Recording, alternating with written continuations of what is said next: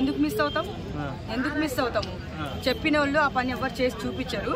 మోడీ గారిని పీక కోస్తాము, అది కరెంటు వాటర్ పనిచేసినందుకు రక్త జలాలు పారుతాయి, అవి పారుతాయని పెద్ద బెదిరిస్తున్నారు.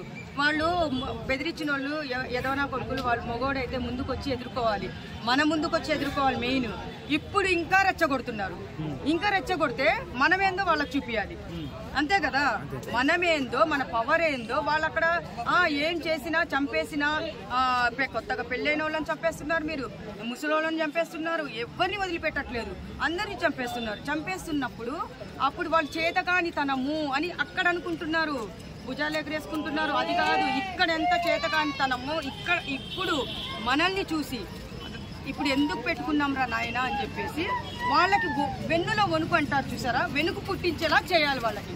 ఇప్పుడు వాళ్ళు చెప్తే మాత్రం పీకలు కోస్తాము, రక్త జలాలు పడితే మరి చేసి చూపించాలి కదా. మరి ఎందుకు మేము కోల్పోతాం ఆయనని? ఆయన ఉండబట్టి చాలా వరకు ఇలాంటివన్నీ చాలా తగ్గినాయి. మళ్ళీ ఇప్పుడు రిపీట్ అయింది. మళ్ళీ దీంతో ఇప్పుడుతో ఇదే లాస్ట్గా ఫైనల్ చేయాలి. మళ్ళీ రిపీట్ అయితే మాత్రం చాలా కష్టం. ఎందుకంటే చాలా మందిని మనం కోల్పోవాల్సి వస్తుంది. పాపం మనకి ఏ సంబంధం లేకున్నా కానీ ఒక అన్న చెల్లెల సంబంధం, చిన్న పిల్లలు మన పిల్లలతో సమానము, అది మైండ్లో పెట్టుకొని ప్రతి ఒక్కరూ ముందడుగు వేసి దీన్ని ఇక్కడితో అరికట్టిస్తే బాగుంటుంది అనిపిస్తుంది. ఇప్పుడు మీరు హిందూ హై ముస్లిం హై అని అడిగి మరి చంపారు కదా. అంటే నువ్వు హిందువుల్ని చంపుతావా? నువ్వు ముస్లిం అసలు నువ్వు హిందూ ముస్లిమ్స్కి గొడవలు పెట్టడానికి చూస్తున్నావా? మీరు చూస్తున్నారా గొడవలు పెట్టడానికి? అది గొడవలు పెట్టడానికి వీళ్ళు అక్కడ చంపేస్తే ఇక్కడ మనం కొట్టుకొని సావాలి కదా. అది ఒక శాడిజం వాళ్ళది. అది ఎప్పటికీ మీరు ఎవ్వరే కానీ హిందూ ముస్లిమ్స్ బాయ్ లాగా కలిసిపోయేసి ఇప్పుడు ఇది జరిగింది. అందరూ మన వాళ్ళే అనుకొని మైండ్లో పెట్టుకొని మనం ఇప్పటి నుంచి అందరు కలిసిపోయి ఏకంగా ఎవరు బెదిరిస్తున్నారో వాళ్ళ బెదిరింపులు భయపడకుండా మన ధైర్యం ఏంటో మన శక్తి ఏంటో ఆనా కొడుకులు చూపించాలి. చూస్తున్నారేమో మనకు తెలియదు కదా.